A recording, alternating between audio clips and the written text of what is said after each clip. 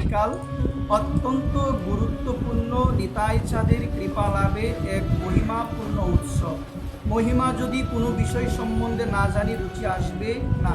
অনেকে হয়তো বা শুনে বলবে এটা আবার কি উৎসব, জীবনে পাই নাই। অনেকে বলবে এই ধরনের কথা, কিন্তু কথা হলো এই উৎসবগুলো অতি প্রাচীন, কিন্তু দেখা গিয়েছে তেমন শাস্ত্র চর্চা না থাকার জন্য, তেমন পাঠ আলোচনা না থাকার জন্য হয়তো বা আমরা অবগত ছিলাম না। এটি অতি প্রাচীনই উৎসব জয়রাম। এই জন্য আমাদের সকলেরই এই বিষয় সম্বন্ধে অবগত হওয়া প্রয়োজন। অবগত না হলে সেই বিষয়ে আমাদের রুচি কখনো প্রবেশ করবে না। আগামীকাল অত্যন্ত মহিমাপূর্ণ একদিন, সেই দিনটির নাম হলো চিরাদুধি মহোৎসব। কি মহোৎসব সবাই বলে? চিরাদুধি মহোৎসব। আসুন আজকের এই অমৃতময় আসরে আমরা সেই মহোৎসব প্রসঙ্গে কিছু বাণী, কিছু কথা আমরা হৃদয়ঙ্গম করার চেষ্টা করি। এই উৎসবটি কি, এই উৎসবটির মাধ্যমে আমরা কী শিখতে পারি, এটাই আমাদের জানা প্রয়োজন। যে কোনো ধরনের গ্রন্থ আলোচনা, শাস্ত্র আলোচনা, সেই শাস্ত্র আলোচনার সার বিষয়টা যে হৃদয়ঙ্গম করতে পারে, তার জীবনই সার্থক হয়, তার জীবনই মঙ্গল আসে, তার জীবনই কল্যাণ আসে। এই জন্য আজকে এই যে আপনি ভাগবত শুনবেন, এখান থেকে আপনার করণীয় হলো যে সার জিনিসটা, ওইটা যদি আপনি ধারণ করতে পারেন, লক্ষাধিক আলোচনা হবে, লক্ষাধিক কথা হবে, অনেক বিষয়গুলো আসবে, কিন্তু করণীয় হলো সার যে বিষয়বস্তু সেটা যেন একটু আমরা হৃদয়ঙ্গম করার চেষ্টা করি।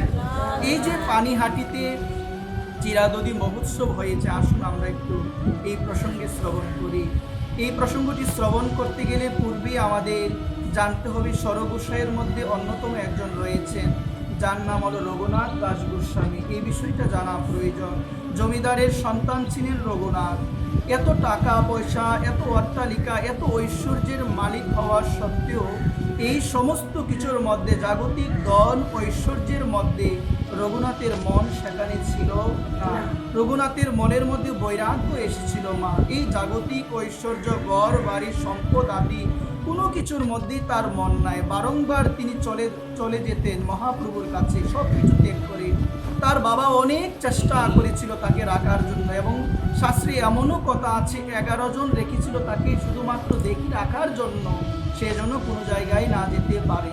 কিন্তু মহাজন শাস্ত্র বাণীতে আমাদের শোনালেন, শাস্ত্র বললেন, যার উপরে গোবিন্দের কৃপা হয়ে যায় তার সেই মন কখনো সংসারের প্রতি আকৃষ্ট হয় না, সেই মন গোবিন্দর প্রতি পড়ে থাকে।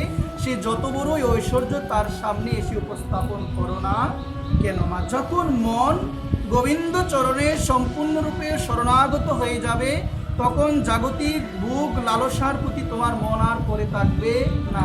তোমার মন চটপট করবে কখন গোবিন্দর কর্ম, কখন সেই রাজ্যে তুমি প্রবেশ করতে পারবে শ্রী গুরুদেবের কৃপার মাধ্যমে। বর্তমান সময়ে আমাদের মন চঞ্চল এবং মন জাগতিক ভোগ বাসনার প্রতি আমাদের মন নিবিষ্ট হয়ে আছে। এর প্রমাণ হলো গোবিন্দের কৃপা, গুরুদেবের কৃপা পূর্ণভাবে সমর্পিত হয় নাই, পূর্ণভাবে লাভ করতে পারি নাই, যার জন্য জাগতিক ভোগ বাসনা ভালো লাগে। গোবিন্দের কর্ম, গোবিন্দের কাজ, ভজন কর্ম, ভজন সাধন, এগুলো আমার ভালো লাগে না, এগুলো ভালো লাগে না। তার প্রমাণ কি?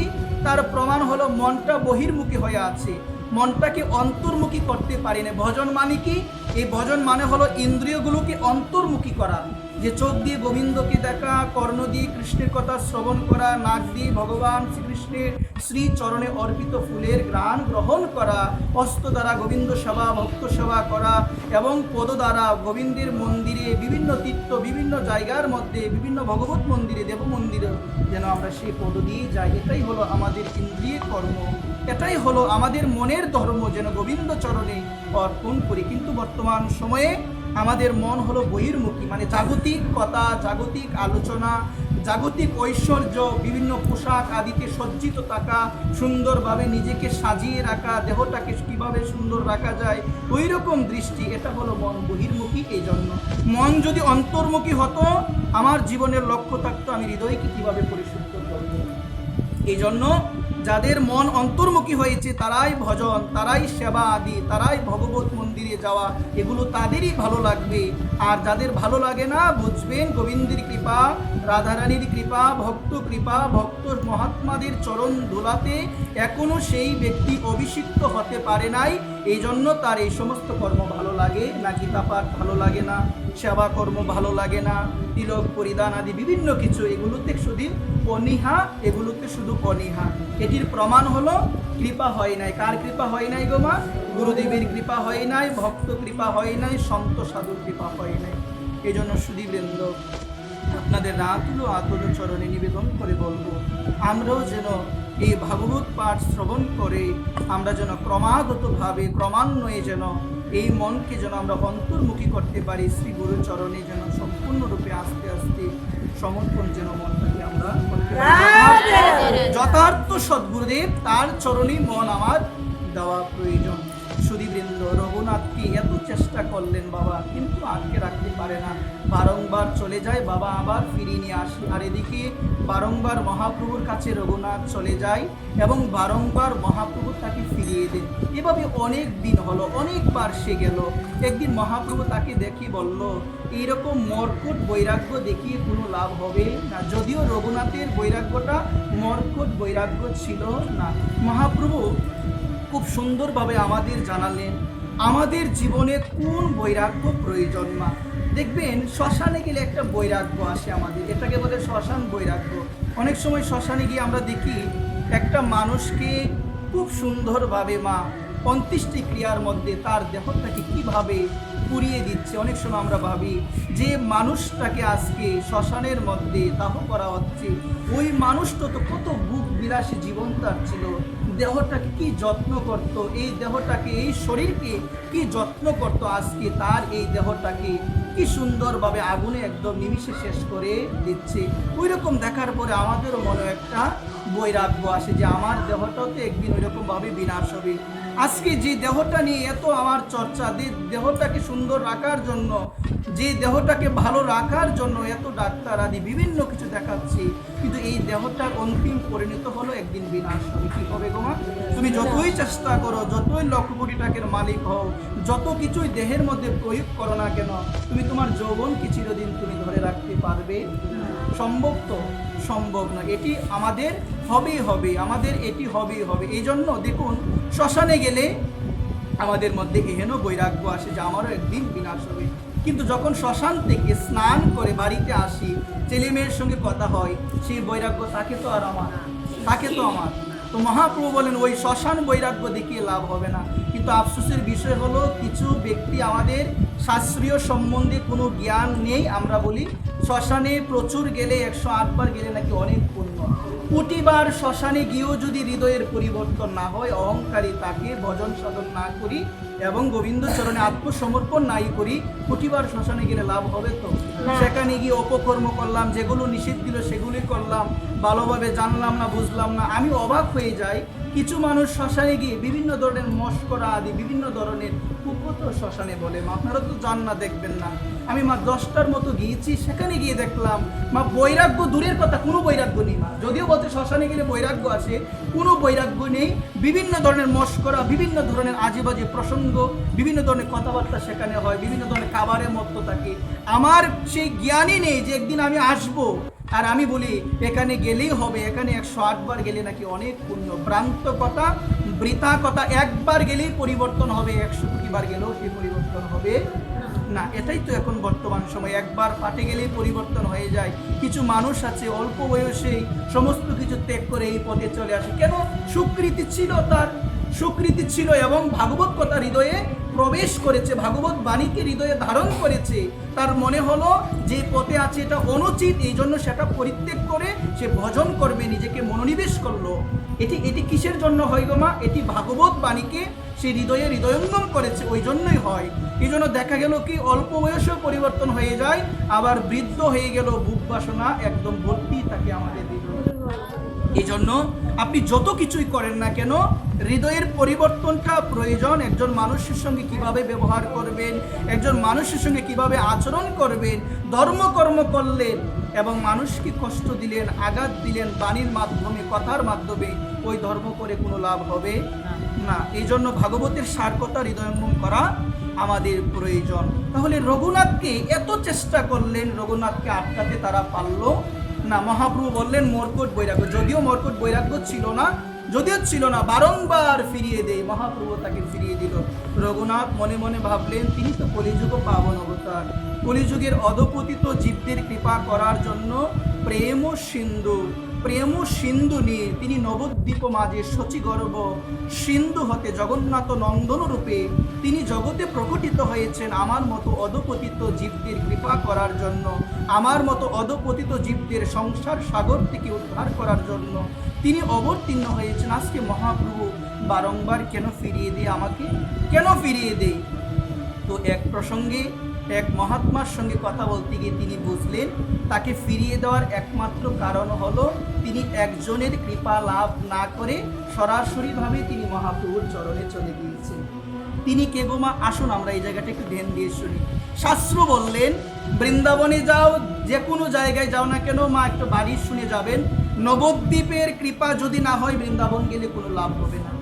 নিতাই চাঁদের কৃপা যদি লাভ না হয় গৌরীর কৃপা হবে না, আর গৌর নিতাইয়ের কৃপা যদি না হয় ব্রজে রাধাকৃষ্ণ কোনোদিন লাভ হবে না, কখনোই লাভ হবে না। যদি গৌর না হইতো তবে কি হইতো? কেমনে ধরিতাম দে রাধারও মহিমা প্রেমরস সীমা জগতে জানা তোকে। গৌর যদি না হতো সেই প্রেমরস সীমা জগতে কেউ জানতো না। সেটা জানানোর জন্যই সেই গৌর আসলেন এই কলিযুগের মধ্যে, সেই রাধার প্রেমরস সীমা, সেই রাধার প্রেম মহিমা, সেটি জানানোর জন্যই তিনি আসলেন। তো এই জায়গার মধ্যে প্রমাণ হলো কৃষ্ণ কৃষ্ণ করো, নিতাই নিতাই বলো না, ওই কৃষ্ণকে কোনোদিন পাবে না। বৃন্দাবনে চলে গেলে ডাইরেক্ট কোনো লাভ হবে না। ওই জন্য আগে নবদ্বীপ ধামের কৃপা প্রয়োজন। নবদ্বীপ এবং বৃন্দাবনের মধ্যে কোনো পার্থক্য নাই, কি নাই সবাই বলেন। এই জন্য মা, তোমরা যারা বৃন্দাবন যাওয়ার মনস্থ করো, তোমাদেরও করণীয় হলো সর্বপ্রথম নবদ্বীপ ধামে আমাদের যাওয়া। কারণ নবদ্বীপের মধ্যে অবতীর্ণ হয়েছেন আমার কলি পাবন অবতার অখিল রসামৃত সিন্ধু প্রেম পুরুষোত্তম ভগবান শ্রীকৃষ্ণ চৈতন্য মহাপ্রভু। এটি জানা বিশেষভাবে প্রয়োজন, এটি জানা আমাদের প্রয়োজন। ধামে যেতে গেলে গুরুদেবের কৃপা নেওয়া প্রয়োজন, গুরুদেবের কাছ থেকে জানতে হবে, সাধু মহাত্মাদের কাছ থেকে জানতে হবে কোথায় কি দর্শন করতে হবে, কোথায় গেলে আমি কিভাবে থাকবো, এগুলো জানা একান্ত আমাদের প্রয়োজন। এখন না জেনে টাকা তাকিয়ে কি যাওয়া যায় কি? রামদাস বাবা বলতে, তোমার যদি লক্ষ টাকা থাকে বৃন্দাবন তুমি যেতে পারবে, কিন্তু সেখানে গেলে তোমার কি হবে? সেখানে গেলে দোষী দর্শন হবে। সেখানে গিয়েও সাধু কি করে, বৈষ্ণব কি করে, কোন মন্দিরে কি হয়, সেই দোষী দর্শন হবে। এই জন্য বলছেন যে টাকা থাকলে বৃন্দাবন যাওয়া যায় না, বৃন্দাবন একজনে নিয়ে গেলে তবেই যাওয়া হয়। তিনি হলো রাধারানী, তিনি হলো বৃন্দা মহারাজ। অন্যথায় যেতে পারবে, অনেকে যায় না বিনোদনের জন্য, দেখে আসে, যায় কিনা, কিন্তু দেখে আসার পরও বিভিন্ন ধরনের কুকাদ্য আদি ত্যাগ করতে পারে। ওই যাওয়ায় কোনো লাভ হইতো যদি নিজের স্বভাবে পরিবর্তন না হয় বৃন্দাবন গিয়ে। ওই জন্যই তো বললেন রামদাস বাবা, বৃন্দাবনে যেতে পারবে তুমি, সেখানে গেলে তোমার সেই ভাব যদি না থাকে কোনো লাভ হবে না। এই জন্য বৃন্দাবনে যেতে হবে। কেমন? বৃন্দাবনে যেতে গেলে সেই মন প্রয়োজন, সেই অনুরাগ প্রয়োজন। কারণ রাধারানী তোমাকে নিয়ে যাবে যদি তোমার হৃদয়ে হাহাকার তাকে দেখানোর জন্য না, রাধে আমি কবে যাব সেই মধুর বৃন্দাবনে। দেখবে রাধারানী কৃপা করে একটা না একটা ব্যবস্থা তোমার জীবনে করেই দিবে।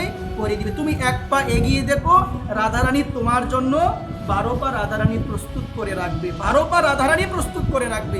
এক পা এগোনোটাই সংসারে সব থেকে কঠিন, তাই না মা? অনেকে বলে আমার কি আর যাওয়া হবে। তুমি চিন্তা করো, একবার ভাবো, একবার চিন্তা করে রাধারানীর কাছে বসে রাধারানীকে বলো যে রাধারানী কবে আমার সেই সৌভাগ্য হবে।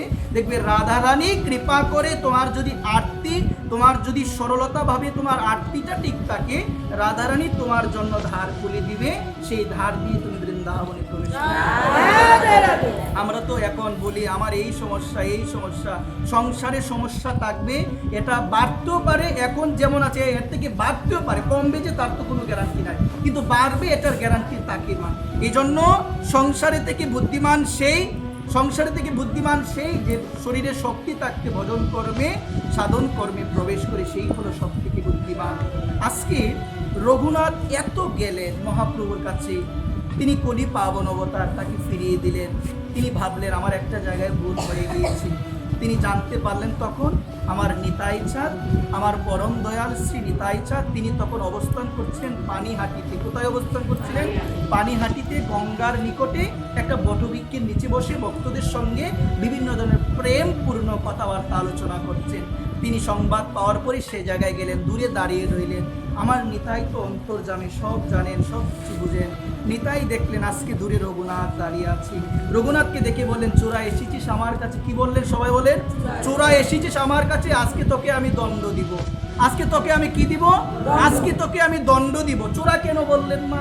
তো মহাজন খুব সুন্দরভাবে বোঝালেন আমাদের। চোরা কেন বললেন? চোরা এই জন্য বললেন, সে নিতাই চাঁদের কৃপা লাভ না করে সে সরাসরি চেয়েছিল, সেই জন্য গৌর সুন্দরের কৃপা লাভ করে। তো নিতাই বললেন, এই জন্য চোরা তুমি আমার কৃপা লাভ না করে তুমি চেয়েছিলে সরাসরি গৌরের কৃপা লাভ করতে, জন্য তুমি পারো। কিন্তু শাস্ত্র বললেন, মহাজন বললেন, যদি নিতাইয়ের কৃপা না হয় গৌরের কাছে গেল, গৌর তোমাকে ফিরিয়ে দেবে, গৌর তোমাকে ফিরিয়ে দেবে। এই জন্য নিতাই চাঁদকে স্মরণ করা প্রয়োজন। নিতাই বললেন, চোরা এসেছিস, দূরে কেন দাঁড়িয়ে রয়েছিস? এসেছিস আমার কাছে, আয়, আজকে তোকে আমি দণ্ড দিব। ভক্তদের মুখে আসি, দণ্ড মানে সাজা। দণ্ড মানে কি? এটা কি এমন দণ্ড? জগতে কত দণ্ডের নাম শুনলাম, কিন্তু এমন দণ্ড জগতে বিরল। এটি হলো উৎসব, মহোৎসব। দণ্ড কোনোদিন মহোৎসব হতে পারে তো? মা কথা বলো না। দণ্ড কোনোদিন মহোৎসব হতে পারে তো?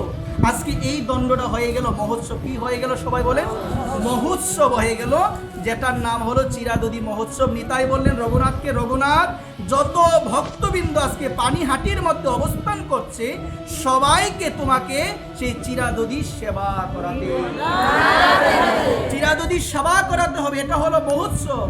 রঘুনাথ খুবই খুশি হলেন, এটা তো আমার জন্য সেবা। এখানে বললেন, এই অনুষ্ঠানের মাধ্যমে ভক্ত সেবার কথাই নিতাই চাঁদ তুলে ধরলেন, যে ভক্ত সেবা ছাড়া কোনোদিন ভগবানকে পাওয়া যায় না, গৌরকে পাওয়া যায় না। সুধীবৃন্দ, আমরাও আমাদের কানিক চেষ্টা, আমরাও আগামীকাল আমাদের কলি পাবন অবতার শ্রীকৃষ্ণ চৈতন্য মহাপ্রভুর মন্দির প্রাঙ্গণে, আমাদের শ্রীবাস অঙ্গনে আমরাও আগামীকাল আমাদের ক্ষুদ্র প্রচেষ্টা, ভক্তদের কৃপায়, ভক্তদের সম্মিলিত প্রচেষ্টায় আমরাও বিকেলবেলায় আগামীকাল আমাদের মহাপ্রভুর মন্দির প্রাঙ্গণে শ্রীবাস অঙ্গনে আমরা একটু ভাগবত পাঠের আয়োজন করব। আপনারা যাবেন সবাই, জয় রাধেশ্যাম, বিকালে যাবেন। এবং প্রসাদ শেষে আমরা যৎকিঞ্চিত অল্প পরিমাণ ভক্তদের শ্রীহস্তে আমরা একটু চিরাদলি দেওয়ার চেষ্টা করব। সুধীবৃন্দ, আসুন আমরা এই মহতি অনুষ্ঠানে অংশগ্রহণ করি। এটি অংশগ্রহণ করার অর্থ হলো আপনারা বাড়িতেও সকালে দিবেন জয় রাধে, সবাই দিবেন চিরাদই, ভগবানকে সেবা দিবেন, পারলে মিষ্টিও দিয়ে দিবেন জয় রাধে। এবং এই উৎসবটির মানে হলো নিতাই চাঁদের কৃপা লাভ। নিতাই চাঁদ বললেন, তুমি এই অনুষ্ঠানটি পালন করে, এটির অর্থ হলো নিতাই চাঁদের কৃপা লাভ। নিতাই চাঁদের কৃপা হলো মানে গৌরীর কৃপা হলো। তো রঘুনাথকে দণ্ড মহোৎসব যেটাকে বলা হয়, চিরাদদি দণ্ড মহোৎসব, আমরাও চেষ্টা করব ভক্তদের শ্রীহস্তে যার যেমন সামর্থ্য রয়েছে তেমন সামর্থ্য অনুযায়ী ইচ্ছে করলে আমাদের অনুষ্ঠানে অংশগ্রহণ করতে পারবেন।